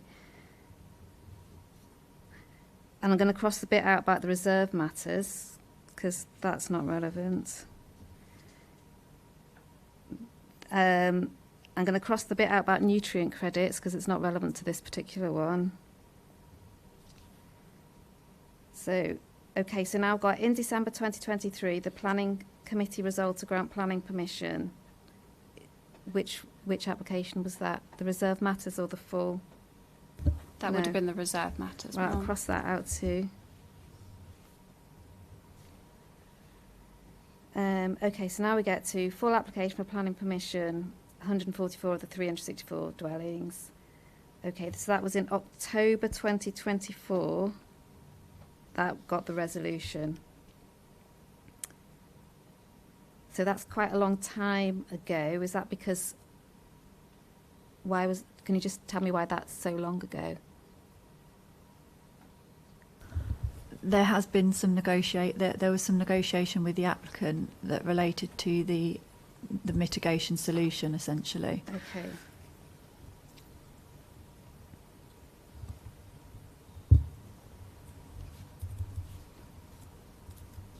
But that mitigation, you're saying, has now been resolved? Yes.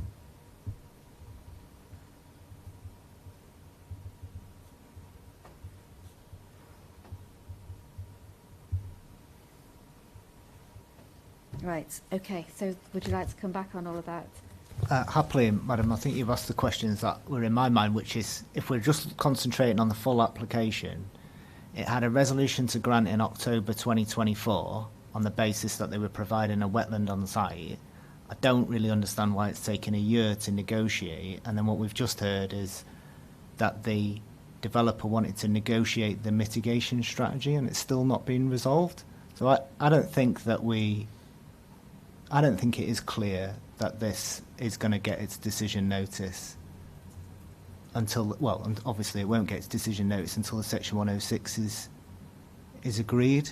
And if there is still a question over the mitigation strategy, it's not further forward. If they've been negotiating for a year on a solution that it had got its resolution to grant on, it is unclear in my mind. And then on top of that, nothing from the developer to say, oh, and as soon as we've got our permission, we're going to construct the wetland area and make sure that we're able to deliver the homes in accordance with the council's trajectory.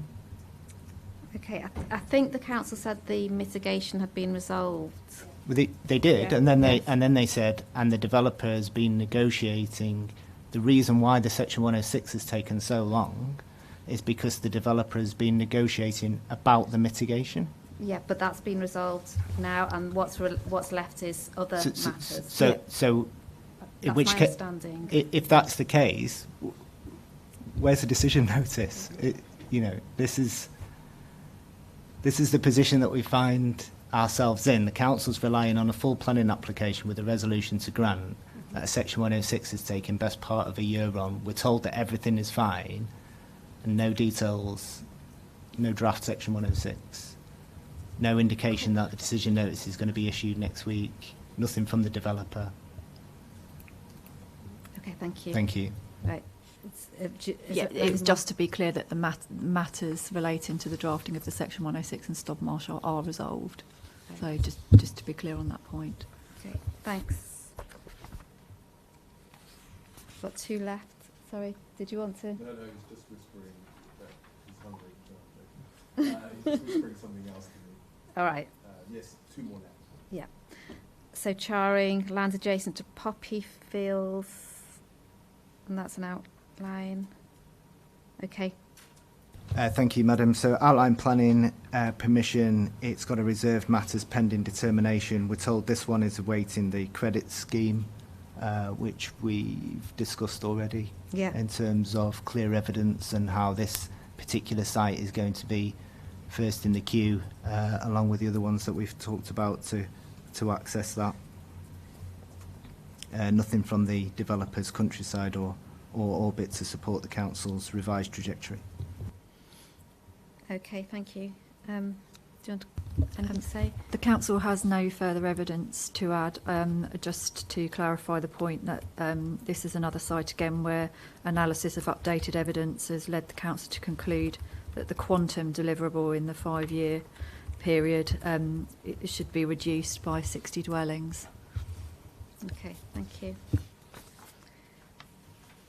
Okay, so the last one, charring land south of Arthur Baker. Yeah, it's similar position in that it's got outline planning permission from January 2018. A reserved matters application has been made, but that itself was submitted in February 2021, approved at committee in June 2022.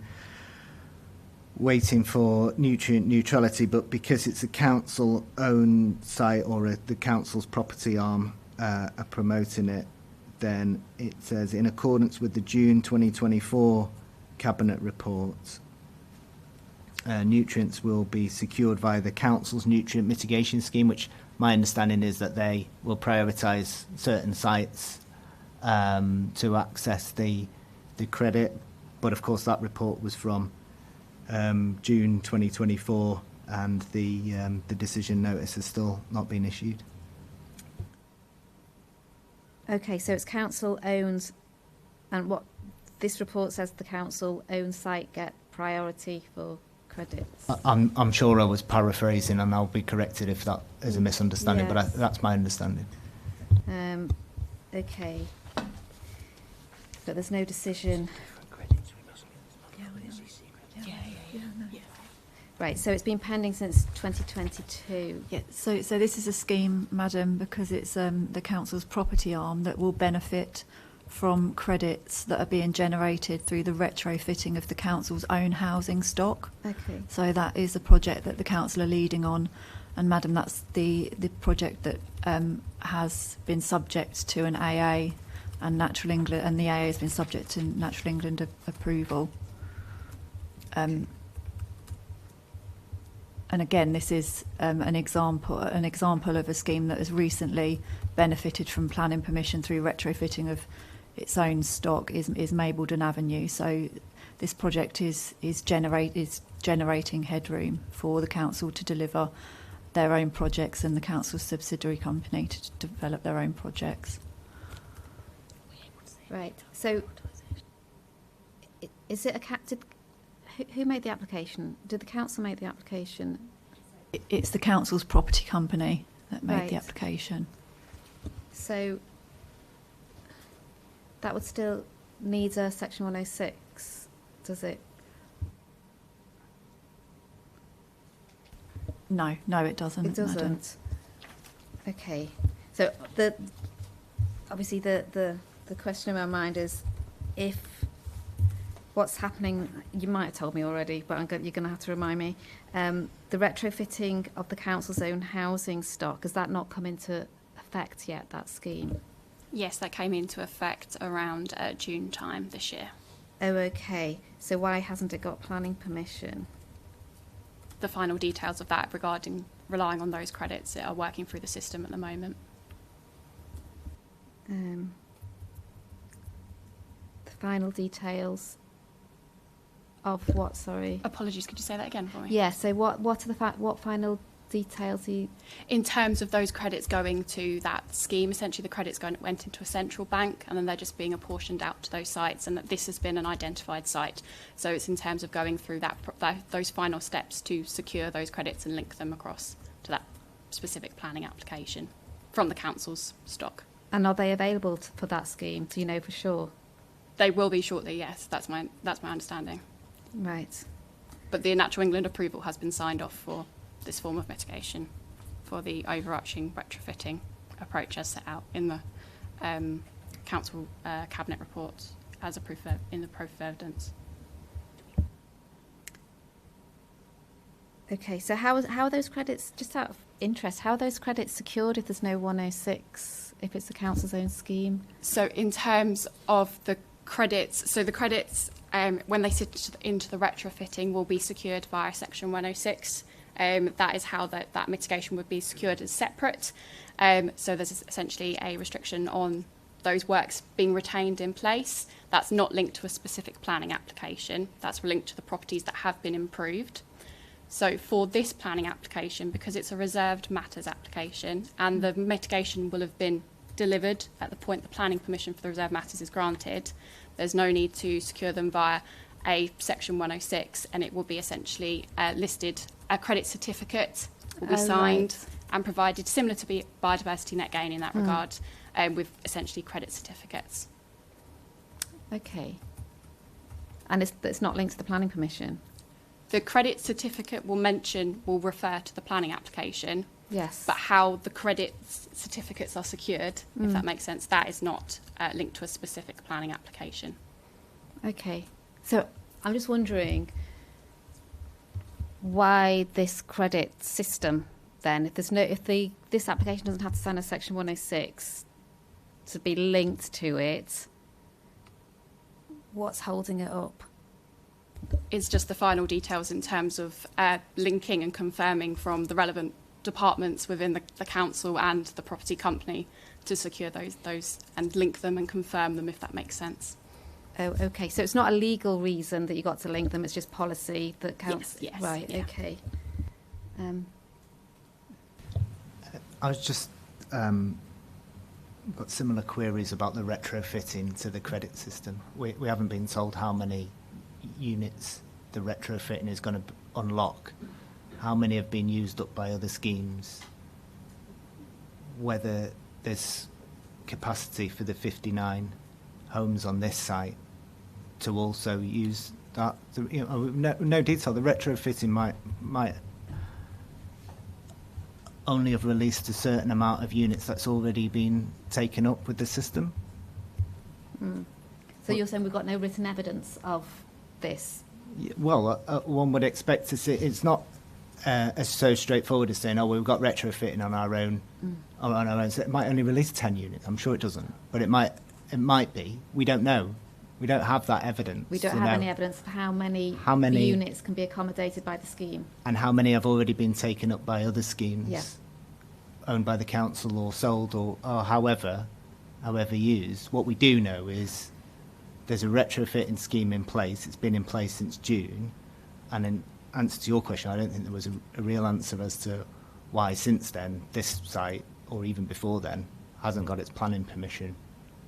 And once it's got its planning permission, it's a Category A site and would be fall in the 5-year supply, as we've put in the comments. But there is a question outstanding, I think, as to if everything's straightforward, why the decision notice hasn't been issued, similar to the other points made on other sites. right? Thank you. Okay. All right. So I don't think I have any written evidence about how this is linked to the credits system that details the particular application. Is that right? If they just direct me to it if I'm wrong. No, we haven't submitted any written evidence in terms of how the particulars of the credit system would be implemented. You've got the cabinet reports as provided in Miss Marchant's proof of evidence that set out that overarching approach, but we've not gone into detail in terms of the specifics. Okay.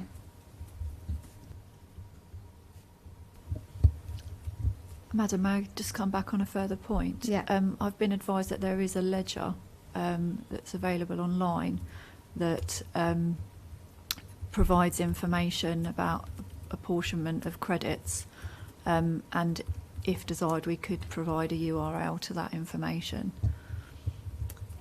Well, if it's going to be useful in terms of this particular site, I mean, it would be late evidence, though, so I'll have to go back to the appellant on that. I mean, my instinct is that it probably won't be relevant to this specific site, it's just the credit system for the whole of Ashford. So, to that end, it doesn't really matter whether you look at it or not, because you can't tie it to this particular site, unless I'm wrong. That's my understanding. That is my understanding, that it wouldn't be possible to necessarily pinpoint it to this application. Okay. It's probably not likely to help me then, from what you're saying. Possibly not, Madam, no. Okay, but I will look in detail at the cabinet report. Any more to say on that one? Nothing from me, Madam. Thank you. Okay, thanks. Anybody have anything else to say on housing land supply? Not specifically on any of the evidence or anything like that, but just to come back on, obviously you asked some questions earlier on about the Stour Environmental Credits Limited. Yes. And kind of how that works. And the appellant obviously raised questions about that as well in terms of, timing, the amount of credits, prioritisation and those sort of things. I think Ms Marchant indicated that, she would investigate whether we can provide any further information. Obviously, I don't know what can be provided and, we need to have that conversation. But I think we will progress that, and if there is anything, we'll come back to you on it, but it would obviously be next week, and appreciate that we'd have to discuss whether and what you could receive and so on. So I just want to kind of flag that for now. And similarly, this ledger that's been mentioned, I haven't seen that. So once this session's finished, we'll have a look at that as well. And if there is something, we can have that discussion. But I just wanted to flag that we will go away and look at those things and not kind of prejudging what then happens, but just to flag. Okay, so if you can discuss that with the appellant, if it's something that you think would be relevant. Okay, so I think that's it then for the housing land supply. So it wasn't a bad session. 2 hours almost. Right, okay. Did you manage to get your car today? I did, Okay. yes. So we need lunch. How long does it take to get to the site?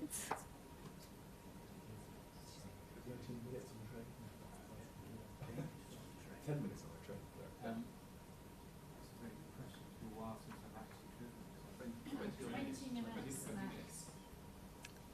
Driving. I'm going to drive. Yes. Okay. And how long do you think this walk will take? So I was just looking at this. Have you got the latest figure for the various spots? Unless I'm looking at the wrong. There was a copy provided over there, hard copy. I don't think I hope this is the right one. I don't think it's in the CDs. It is the right. Do you want to? Can you give Emma a copy? And you will see the various key points: Route 1, Route 2, and the car loop. Have you got that? Okay. Yeah. And then there's. I think this is the same thing.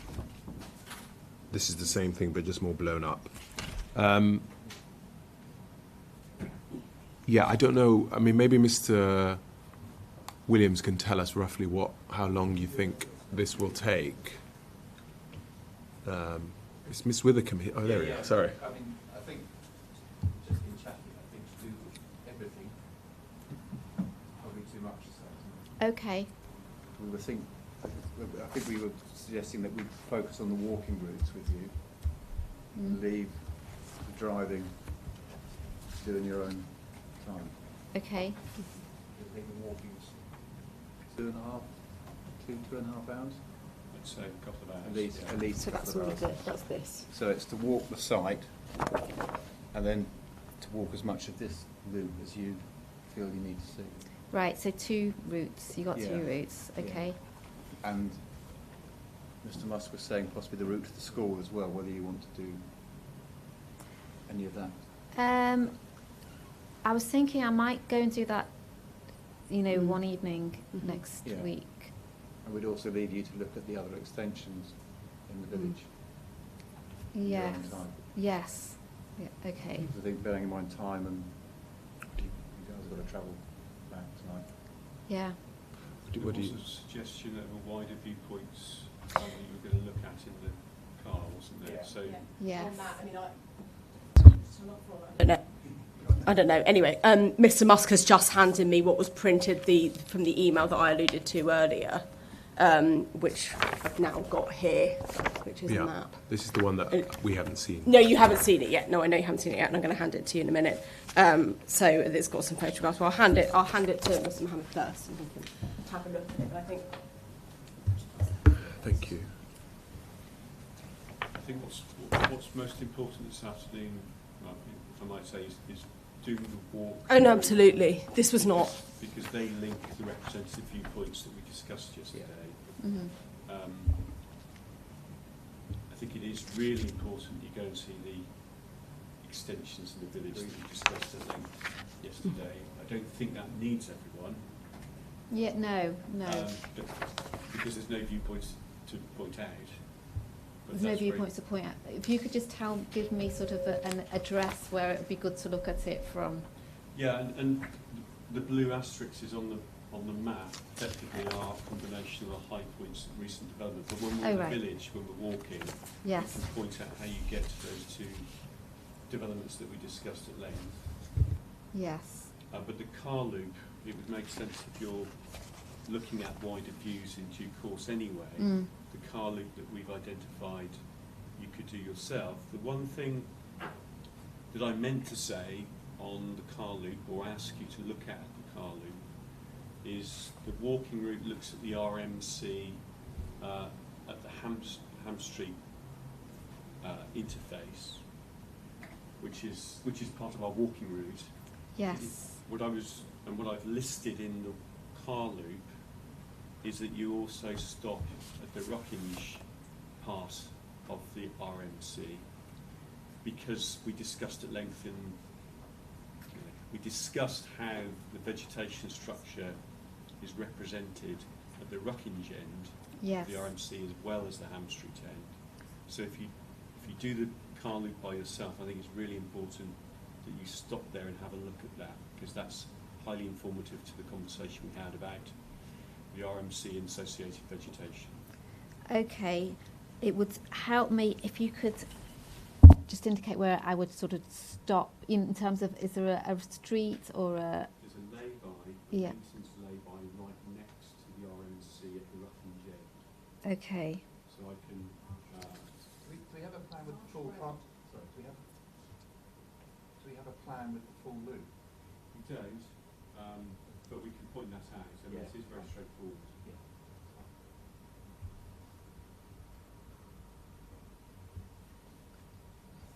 It's just I can't visualise any of this because I haven't seen it. It might, I mean, it's going to take 15 minutes to do the car loop. Right, okay. So, See how we go? Yeah. And it's this, the car loop's that. yeah, and it Yeah. just joins up and looks round and comes back to the side. So it's not going to be more than 15 minutes. It's 2 miles. So we could do Okay. the walking tour and just do the loop and finish with that. You can do, yes. That might make it easier. Yeah. Yeah. And on the extension of the village, I suppose, as you said, no one needs to sort of go with the inspector, but can we agree points where she could stop? You can drive into both, and I strongly recommend, given the nature of the conversations that we had yesterday, that you drive all the way in to the highest point and the farthest point within both schemes. Have you got a street name for those developments? We can We find can- out. I mean, we they've got the 2 blue dots. Yes. On. Yeah. Yeah. You're right. You're absolutely right. They're fairly obvious when you arrive the route in. Okay. But we I'll can just leave see it. housing estates. Okay, all right. So the 3 blue dots are the recent stroke higher development locations.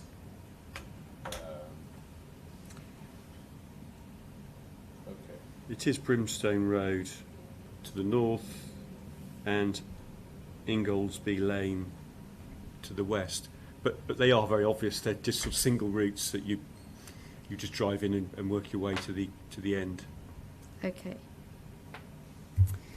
So, Madam, just on this additional material, I mean, I think looking at this and looking at the routes, I would say, I think probably at 3 or possibly 4 of these points that the lady had identified who provided this, I think are going to be covered on your route anyway, by the looks of it, either the car route or the walking route, or both. There's just a few others, 3 others, I think, that are kind of wider, further away viewpoints. So, I mean, I can pass this up to you, and obviously it sounds like you might not do those today.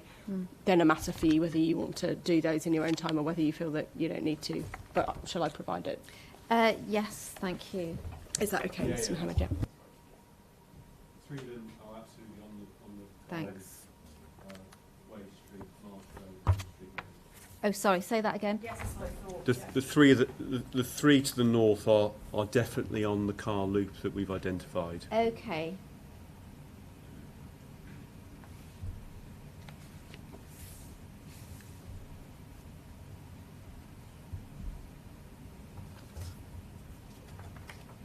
And these of just bigger pictures? Yeah, they're just bigger versions of if you flick through it, it's just bigger versions of each.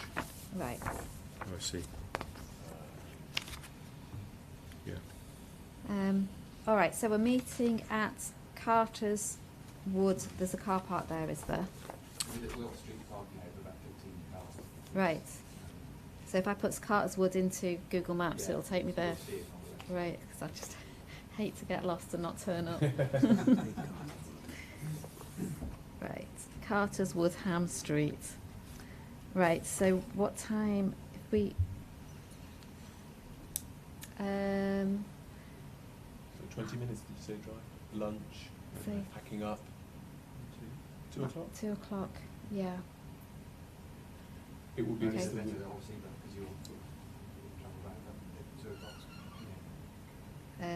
Entirely up to you. 2 o'clock.